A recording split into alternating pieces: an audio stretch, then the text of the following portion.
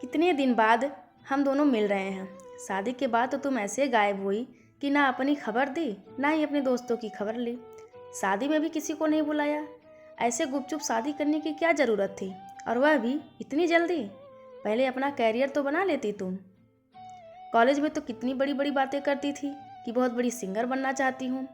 Pizza का box शिखा के सामने रखते हुए कुणाल ने कहा। वे दोनों इस समय एक पिज्ज़ा आउटलेट में बैठे हुए थे। शिखा दूसरी टेबल पर से चिली फ्लेक्स की बोतल उठा लाई।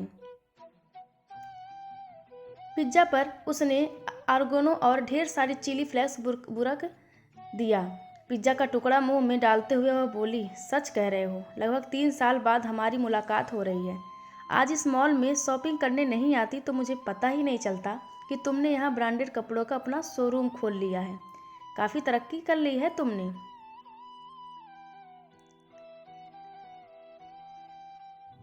तरक्की क्या, शौक समझो। ऑनलाइन के ज़माने में ऑफलाइन बिक्री कम हो गई है। आजकल लोग मॉल में ज़्यादातर तो अब घूमने और खाने ही आते हैं। कुणाल ने पिज्ज़ा के किनारों पर सॉस की एक लकीर बनाते हुए कहा। वैसे तुम क्या कर रही हो आजकल? कुछ नहीं, बस घर गृहस्थी की उलझन में फंसी रहती हूँ।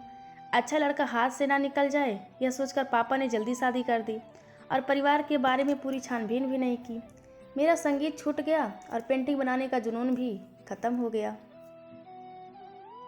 पापा ने तो यह सोचकर कि किसी जमाने में जोधपुर की रियासत के नामी राजा के वंशज से शादी की थी कि उनकी बेटी वहाँ शान शौकत से रहेगी।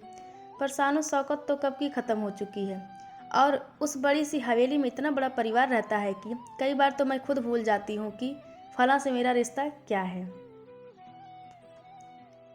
मेरे मिस्टर पति आज भी खुद को किसी राजकुमार से कम नहीं समझते। दिखावे की ज़िंदगी जीते हैं हम। बड़ी मुश्किल से माँ की बीमारी का बहाना बनाकर आई हूँ। सास बहाने बनाकर रोक लेती है हमेशा।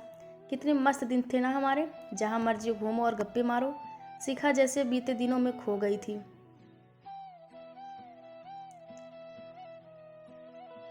मैं भी बहुत मिस करता हूँ उन दिनों को। तुम्हारी शादी के बाद सारे दोस्तों ने मेरा मजाक उड़ाया था कि तुम डरपोक निकले जो शिखा के सामने अपने प्यार का इजहार ना कर सके।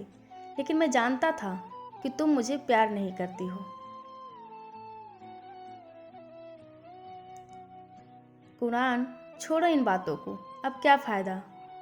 प्यार करती थी या नहीं, यह तब पूछते तो जवाब देती। याद है तुम्हें हम कितना डोसा खाया करते थे? शिखा ने जानबूझकर बात बदली। लाजपत नगर में नया साउथ इंडियन रेस्टोरेंट खुला था, अलंकार सिनेमा हॉल के पास। वहाँ पिक्चर भी खूब देखते थे हम दोनों। उस डोसे का स्वाद तो आज भी मेरे मुंह में कभी कभी आ जाता है। और आज देखो, हम पिज्ज़ा खा रहे हैं। इस मॉल में कोई भी साउथ इंडियन रेस्टोरेंट नहीं है, वरना मैं तुम्हें डोसा ज़रूर खिलाता। पिज्ज़ा बर्गर ने बहुत सी चीज़ों का स्वाद छीन लिया है लोगों से। शिखा ने फिर से चिली फ्लेक्स पिज्ज़ा पर छिड़का। तुम कुछ ज़्यादा ही चिली फ्लेक्स नहीं डाल रही हो? पहले तो कभी इतनी मिर्ची नहीं खाती थी। सांभर में ज़रा सी मिर्च लगती थी तो कितना शोर मचाती थी। कुरान ने उसे छेड़ा। क्या करूं, लाइफ में स्पाइस की कमी जो हो गई है, उसी की भरपाई कर रही हूँ। अब तुम मेरे जले पर नमक न छिड़को, वरना मैं तुम्हारे ऊपर ये सारी मिर्च उड़ेल दूंगी। शिखा हंसते हुए बोली। स्पाइस की कमी, वह क्या बात है। खाओ, खूब मिर्च खाओ। तुमने अपने बारे में नहीं बताया। शादीशुदा ज़िंदगी कैसी चल रही है तुम्हारी? जैसी चलनी चाहिए वैसे ही। शादी का पहला साल तो लॉन्ग डिस्टेंस रिश्ता निभाने में निकल गया, क्योंकि मीता की नौकरी दूसरे शहर में थी। अब वह यहाँ आ गई है तो शादी का दूसरा साल एक दूसरे से बहस करने में गुजर रहा है। उसे सिर्फ आज़ादी चाहिए, इसीलिए वह अपने हिसाब से जीती है और मैं अपने हिसाब से।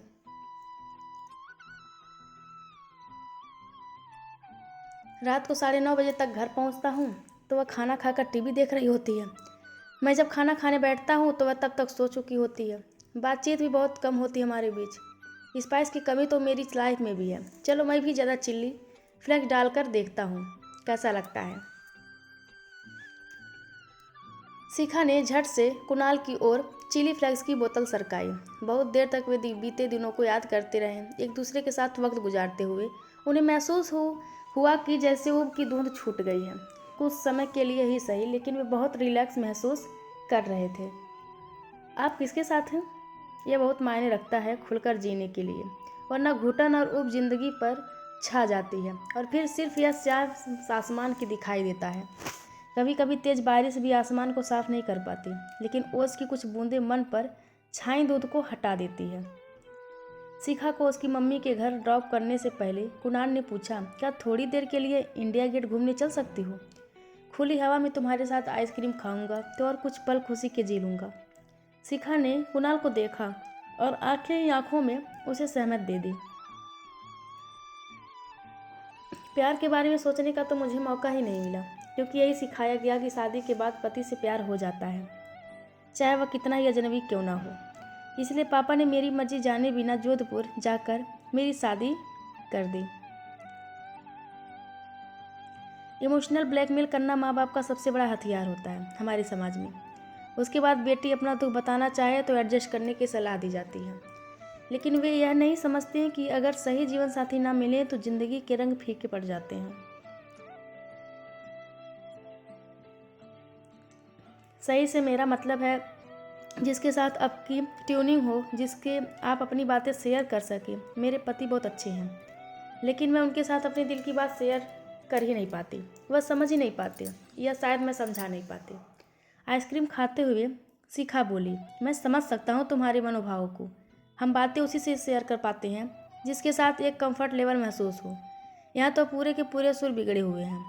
कुणाल ने बोला, इसीलिए तो मैं चिली फ्लेक्स बुक कर लेती हूँ अपने खाने में स्वाद बढ़ाने के लिए, फिर चाहे वह डोसा हो या पिज्ज़ा। खुश रहने के लिए बहाने ढूंढने पड़ते हैं और तरीके भी। शिखा की बात सुनकर कुणाल मुस्कुराया। मैं भी यही नुस्खा ट्राई करूँगा, शायद मेरी ज़िंदगी से भी थोड़ी उब कम हो जाए। शिखा को घर छोड़ते हुए वह बोला। शिखा ने कार में रखे पैकेट को उठाया जिसमें बहुत सारी चिली फ्लेक्स की बोतल थी। कुणाल को वह एक बोतल देते हुए बोली, यह मेरी तरफ से रख लो। कामना करती हूँ तुम्हारी ज़िंदगी में भी इससे थोड़ा स्पाइस शामिल हो जाए। Best of luck. शिखा ने हाथ हिलाया और घर के अंदर चली गई। तो दोस्तों, यह एक तरफा प्यार की कहानी आप सबको कैसी लगी? कृपया कमेंट करके ज़रूर बताएं और चैनल को लाइक शेयर और सब्सक्राइब करना बिल्कुल ना भूलें। धन्यवाद आप सबका।